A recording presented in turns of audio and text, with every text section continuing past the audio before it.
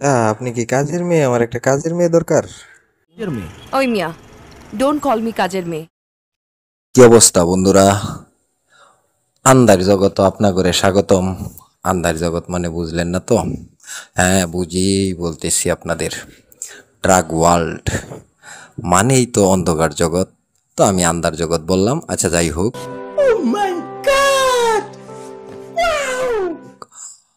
Drug world মুভিটা 2024 সালে ঈদুল আজহায় মুক্তি পায়। সিনেমাটা সম্পর্কে আজ আলোচনা সমালোচনা করব। তো বন্ধুরা, কথা না বাড়িয়ে শুরু করে দেই। রাগওয়াল মুভিটা পরিচালনা করেছেন মুস্তাফিজুর রহমান মানিক। ছবিটা মুক্তি পেয়েছিল 2024 সালের ঈদুল আজহায়। এ ছবিতে অভিনয় করেছেন মুন্না খান, যিনি প্রযোজক, আবার অভিনয় করেছেন নায়ক চরিত্রে। নায়িকা হিসেবে ছিলেন ভারতের কৌশিনী মুখার্জি, দীপা খন্দকার ছিলেন, মিশা সওদাগর, ডন, বরদা মিঠু, শিমুল খান, আরও অনেকেই ছিলেন। তা যাই হোক, প্রথমেই আসি ছবির কালারে। ছবির কালারটা ছিল দুর্দান্ত। 3 কোটি টাকা বাজেটের সিনেমা, খুব সুন্দর হয়েছে সেটা বলতেই হবে। ছবিতে যে 3 কোটি টাকা খরচ করেছে এটা সত্যি, এখানে কোনো চাপা মারেনি নায়ক প্রযোজক মুন্না খান।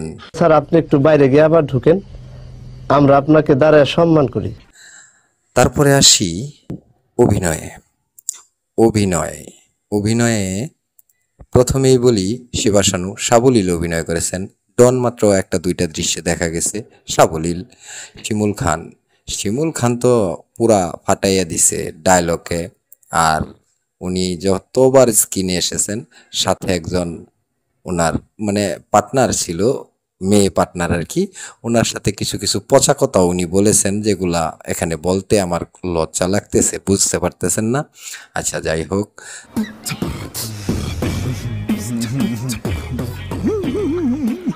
তারপরে আসি বরদা মিঠু। বরদা মিঠুর লুকটা আমার কাছে সেই লেগেছে। স্ক্রিনে 2-1 বার দেখাইছে, খুব ভালো অভিনয় করেছেন। বরদা মিঠু যেমন করেন ঠিক তেমনই। তারপর দীপা খন্দকার, সবচেয়ে ভালো যে অভিনয় করেছেন সেটা দীপা খন্দকার। দীপা খন্দকার যে জাত অভিনেত্রী, এটা বারবার উনি প্রমাণ করেছেন, আর এই ড্রাগ ওয়ার্ল্ড মুভিতেও সেটা প্রমাণ করেছেন। মিশা সওদাগর খুব ভালো অভিনয় করেছেন। অন্যান্য সিনেমার মতো হাউ হু এসব নেই, খুব স্থিতিশীল অভিনয় করেছেন, খুব সুন্দর অভিনয় করেছেন মিশা সওদাগর। কৌশিনী মুখার্জি, ওপার বাংলার কৌশিনী মুখার্জি সিনেমাতে নায়িকা চরিত্রে অভিনয় করেছেন।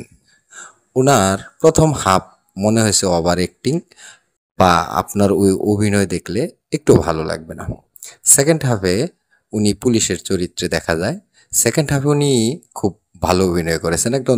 একজন পুলিশ অফিসার যেভাবে চলাফেরা কথা বলার স্টাইল থাকতে হয়, ঠিক সেভাবেই কথা বলেছেন। Hi darling. ও মা, আমি আপনার কোন জন্মের ডার্লিং? এখন আসি প্রযোজক প্লাস হিরো মুন্না খান। মুন্না খান অভিনয়ে খুবই দুর্বল। মুন্না খান এই অভিনয়ে ডেভেলপ করতে করতে অনেক সময় লেগে যাবে। অভিনয় উনি ডেভেলপ করতে পারবে না। তবে স্টাইল এক্সপ্রেশন মোটামুটি ঠিক ছিল, নতুন বা প্রথম হিসেবে মেনে নেওয়া যায়, কিন্তু অভিনয়ে উনি খুব দুর্বল। ওনার ইমোশন দৃশ্যের অভিনয় দেখলে আপনার হাসি পাবে, আমার হাসি পেয়েছে, আপনাদেরও হাসি পাবে আমি মনে করি। আচ্ছা যাই হোক, উনি অভিনয়ে দুর্বল। कैसे कैसे लोग रहते हैं यार यहाँ पर। তারপর আসি ব্যাকগ্রাউন্ড মিউজিকে। ব্যাকগ্রাউন্ড মিউজিক অনেক লাউড ছিল, অনেক জায়গায় আমাদের নায়ক সাহেবের ডায়লগ বোঝাই যাচ্ছিল না, ये तो फेल। এরকম লাউড ছিল। তো এত লাউড থাকলে তো সমস্যা। ব্যাকগ্রাউন্ড মিউজিকটা যদি আরেকটু লো হইতো তো খুব সুন্দর হইতো। আর ব্যাকগ্রাউন্ড মিউজিকটা খুব ভালো ছিল, কিন্তু লাউড ছিল অনেক বেশি। এবার আসি গল্পে। গল্পটা ছিল দুর্দান্ত, দুর্দান্ত একটা গল্প ছিল। এখানে গল্পটা অনেক সুন্দর ছিল। যদি সিনেমাটা আমাদের হিরো সাহেব খুব ভালো অভিনয় করতে পারতো, তাহলে গল্পটা মাস্টারপিস হইতো। কিন্তু আমাদের নায়ক সাহেবের দুর্বল অভিনয়ে সিনেমাটা মানে মাস্টারপিস হইতে পারেনি, খুব দুর্ধর্ষ একটা গল্প ছিল। যদিও গল্পটা চিরচেনা, চিরচেনা হলেও দর্শককে আটকানোর মতো গল্প ছিল এটা। গল্পের প্রশংসা করতেই হবে। আর পরিচালকের প্রশংসা কিছু করব কিছু না, কারণ পরিচালক সাহেব কিছু কিছু জায়গায় খুব মানে বড় ধরনের ভুল করছে। ঠিক আছে, আপনারা সিনেমাটা দেখলেই বুঝতে পারবেন। কিছু কিছু জায়গা আছে যেটা ওই আমরা যে 80-র দশকে যে সিনেমাগুলো দেখতাম, যে পুলিশ এই দেয়ালে লুকিয়ে গেছে, পুলিশ ছেড়ে চলে গেছে, এইরকম ভুল করছে। আর অ্যাকশন এই যে দেখেন, এক লাথিতে কেমন উঠতেছে উঠতেছে উঠতেছে, এরপরে স্লিপ কাইটা যাইতেছে যাইতেছে, এই যে আরেক ভিলেন লাথি খাওয়ার পর ঘুরতেছে, তো ঘুরতেছে, এই ধরনের ছিল কিছু কিছু অ্যাকশন দৃশ্য। নীল পাঞ্জাবি পরা যে ভাইজান, উনার স্টাইলটা আমার খুব ভালো লাগছে। মাথায় টুপি, গায়ে পাঞ্জাবি, আর কি ভাবটা লইছে দেখতে পারতেছেন। উনার স্টাইলটা আমার খুব ভালো লাগছে, হেভি লাগছে, বুঝছেন? উনার স্টাইলটা আমার কাছে হেভি লাগছে।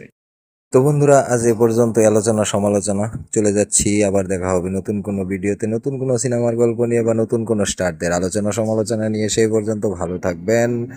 আল্লাহ হাফেজ। হই হই ডার্লিং। ও মা, আমি আপনার কোন জন্মের ডার্লিং? কাজের মেয়ে, কাজের মেয়ে, কাজের মেয়ে। ডার্লিং ওই মিয়া, ডোন্ট কল মি কাজের মেয়ে।